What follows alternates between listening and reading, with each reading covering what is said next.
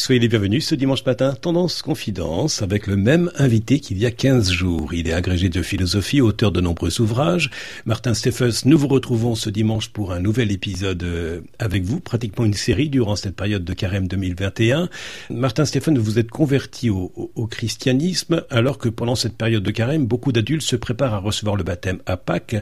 Comment s'est passée cette conversion pour vous-même? Bonjour. Alors, c'est quand même encore un émerveillement. Ça m'a pas quitté. Alors après, entre-temps, je suis devenu père de famille. Entre-temps, j'ai donné forme à cette conversion. Je suis pas simplement devenu quelqu'un qui croit. Je suis devenu catholique. Et être catholique, c'est assumer une appartenance à une communauté qui souffre et qui fait souffrir. On a vu avec les scandales de pédophilie. Enfin, et au fond, j'ai été amené au fur et à mesure à me déterminer davantage dans ma foi. Et cette détermination m'a fait découvrir que le Dieu qui m'a saisi, là, à qui je voulais dire merci, et c'est un Dieu qui a un rapport à notre humanité sous la forme de la chute. C'est un Dieu qui veut tomber dans nos vies. Vous voyez, quand vous entrez je pense dans n'importe quelle communauté, mais spécialement dans l'Église catholique, vous pouvez vous dire, mais je m'attendais à mieux quand même. Ce Dieu est tellement classe que... Et en réalité, au fur et à mesure, vous comprenez que ce Dieu-là, c'est un Dieu qui descend, c'est un Dieu qui ne veut pas avoir des superman de la spiritualité, des super-héros de la foi. Non, c'est un Dieu qui veut avoir juste un cœur qui s'ouvre, et lui, il s'y engouffre. Et souvent, ma seule prière, c'est dans les moments d'épreuve, dans les moments de malentendu, dans les embouteillages, le matin, c'est de dire « Mon Dieu tombe ici aussi ». Alors, durant cette période de Carême, nous pouvons écouter des textes bibliques qui parlent de désert. Une voix crie dans le désert, c'est aussi cela qui vous intéresse dans le christianisme, une voix, un cri? Ce qui est très touchant dans le christianisme, c'est que le Dieu chrétien, sa vie commence par un cri. Ça commence par un cri, c'est un bébé qui pleure. Et c'est même pas comme dans le Coran où, dès la naissance, Issa, Jésus, dans le Coran, parle. Non, il crie au début et sur la croix. Et là encore, différence avec le Jésus du Coran. Et dans la croix, son dernier mot, c'est de crier. C'est-à-dire, le verbe, comme on dit, le verbe se fait tellement chair, la parole de Dieu se fait tellement chair qu'elle accepte de se faire chair jusqu'à devenir parole inarticulée. Cri. Cri du nouveau-né, qui est parfaitement confié dans les bras d'une mère. Cri du condamné à mort pour des raisons parfaitement injustes.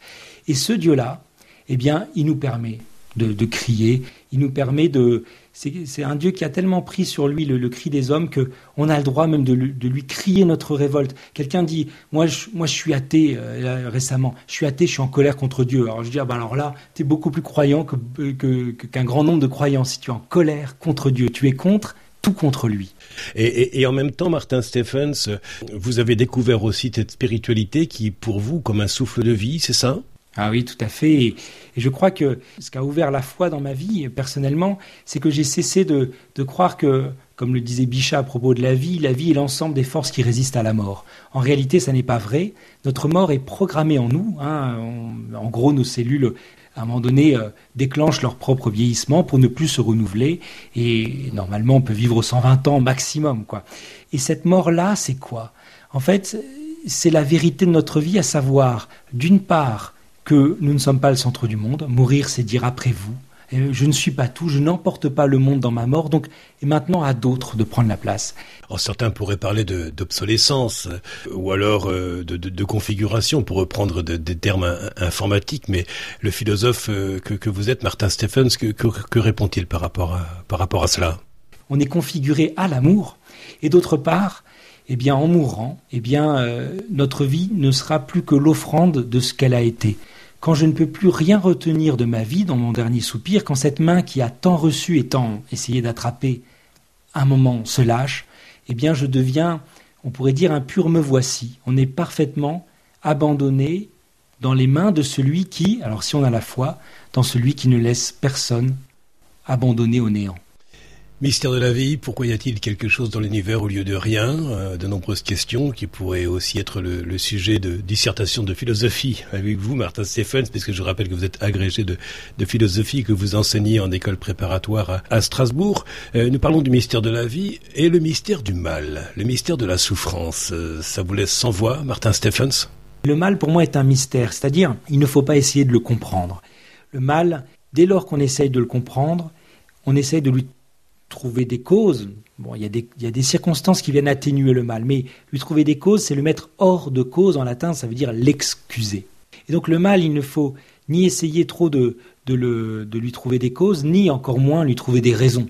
Voilà, oui, la violence se justifie par le fait que nous luttons pour la lutte des classes, pour la pureté de la race ou que sais-je. Le mal est injustifiable, c'est un mystère.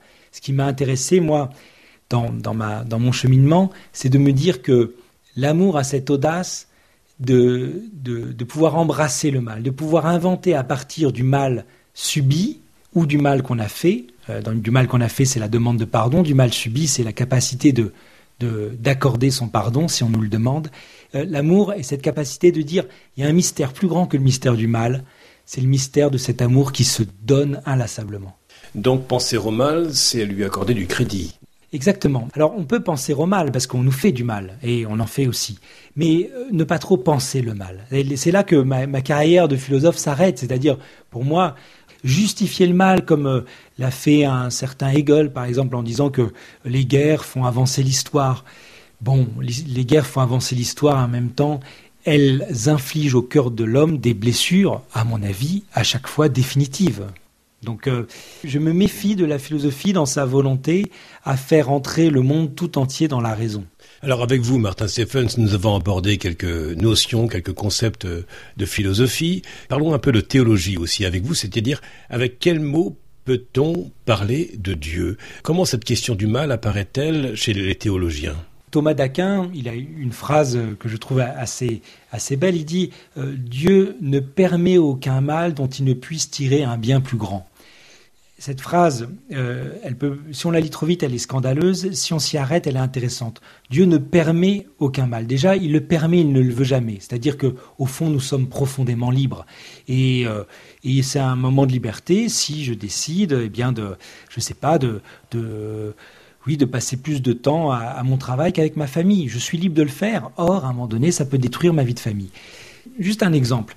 Un couple que j'ai connu, elle l'a trompé lui, et finalement, il y a eu une grande demande de pardon, et l'un et l'autre convenaient qu'ils étaient bien plus forts après cette épreuve, qui a été vraiment difficile, qu'avant.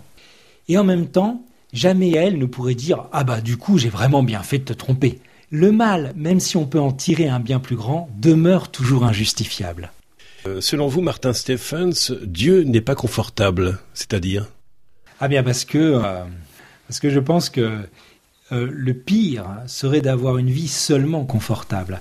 C'est-à-dire, récemment, je lisais des grâces du confinement, c'est un grand roman qui s'appelle « Le temps où nous chantions » de Richard Powers, 1200 pages, restait me regarder, je le regardais depuis, je crois, 3 ans.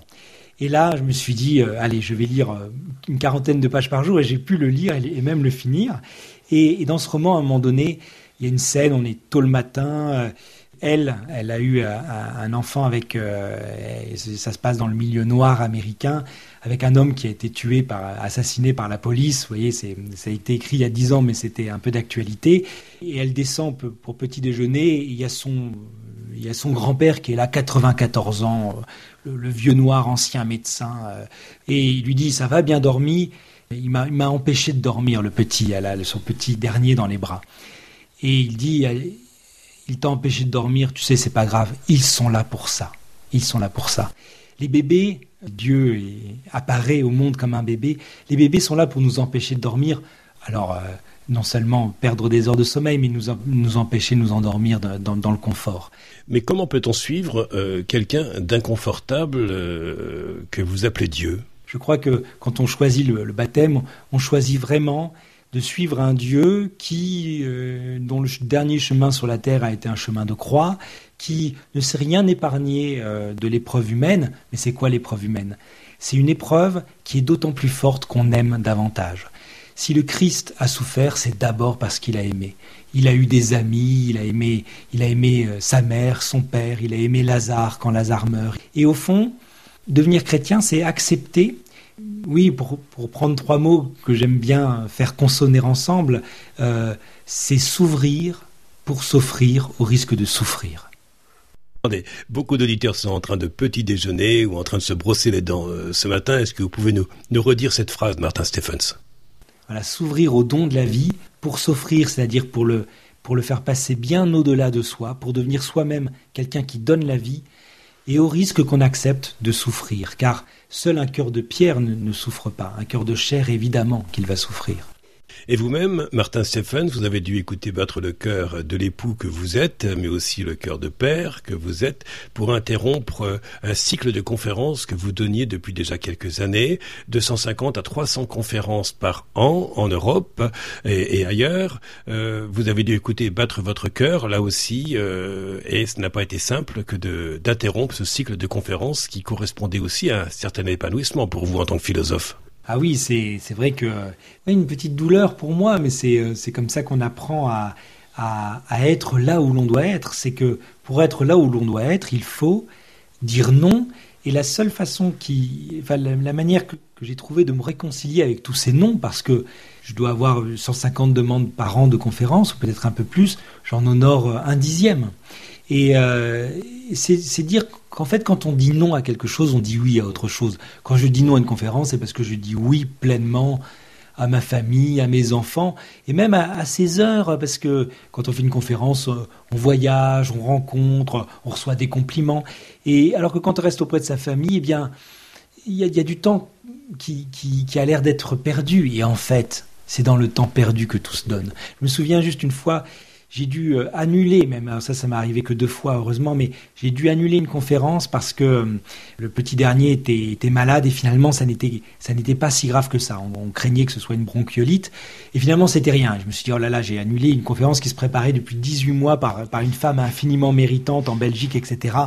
J'étais mal et finalement pour rien.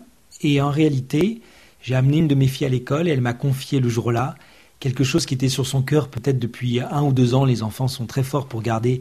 Et je pense que si je n'avais pas été là, elle ne m'aurait pas confié ça à ce moment-là. Et c'était le moment, le moment clé. Et nous voyons avec vous, Martin Stephens, que ce tiraillement entre le choix professionnel et le choix familial peut faire naître aussi un beau cadeau. Nous l'avons vu avec cet exemple que vous donnez avec votre enfant. Cela a fait naître de la joie dans les yeux de votre fille. La joie, elle est comme une chanson. Vous savez, une chanson à la fois, Barbara, pour chanter une chanson triste, elle doit y aller de tout son cœur.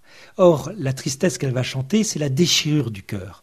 Et une belle chanson, c'est quelque chose qui arrive à la fois à lier la plénitude d'un chant qui s'exprime et la déchirure de ce que la chanson exprime.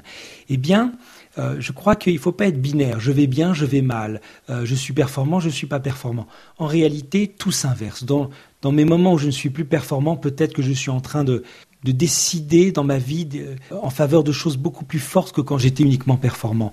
Quand je suis triste, je suis peut-être en train d'accéder à un niveau de joie infiniment plus profond que lorsque j'étais joyeux seulement en surface. Et donc, la joie, elle est folle. Il y a des gens, ils m'ont dit qu'en pleurant lors d'un enterrement, la personne qu'ils aimaient le plus, ils ressentaient en même temps une joie que cette personne leur ait été donnée le temps de leur vie. C'est-à-dire la joie, elle peut pleurer. La joie, c'est pas tu pleures, tu vas pas bien, tu souris, tu vas bien. Non. Il y a des sourires qui sont vides et il y a des larmes qui en réalité disent la joie de s'être aimé et l'espérance de pouvoir s'aimer après éternellement. Vous êtes aussi l'auteur de nombreux ouvrages.